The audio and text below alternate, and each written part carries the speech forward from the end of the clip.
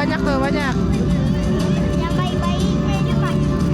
Burung pemangsa berada di atas puncak rantai makanan ataupun top predator. Jadi bisa dijadikan indikator suatu Mandi tuh, arah. mandi tuh. Jadi apabila masih terlihat dari aktivitas burung-burung pemangsa, maka alam dan sekitarnya pun masih tetap terjaga. Namun sebaliknya, apabila di suatu kawasan sudah tidak terlihat dari aktivitas burung-burung pemangsa, maka alam dan sekitarnya pun sudah tidak lagi terjaga. Maka dari itu, mari kita jaga, rawat, dan melindungi mereka seperti halnya kita menjaga orang terdekat di antara kita. Menjaga mereka tidak perlu memeliharanya di area pekarangan rumah, cukup biarkan mereka hidup bebas tanpa mengganggu habitat alam aslinya, seperti halnya burung Garuda. Dan mungkin masih banyak orang yang beranggapan bahwa burung Garuda itu adalah burung mitos belaka. Namun burung Garuda itu ada burung yang nyata, namanya itu burung elang Jawa ataupun Japan Hawkika. Dan setelah 30 tahun kami menunggu, akhirnya Tuhan berhasil menetas 3 ekor burung Garuda di Taman Safari Indonesia.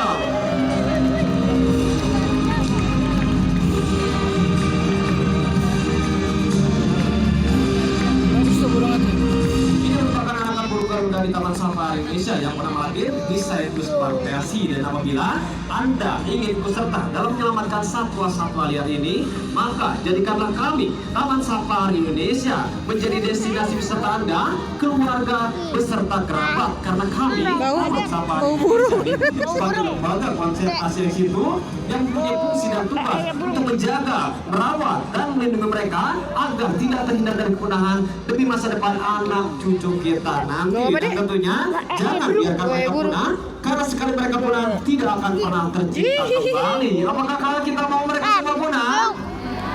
Apakah kita mau mereka semua punah? Tentu tidak, karena sekali mereka punah tidak akan pernah tercipta kembali. Kalau bukan kita yang merawat, siapa lagi?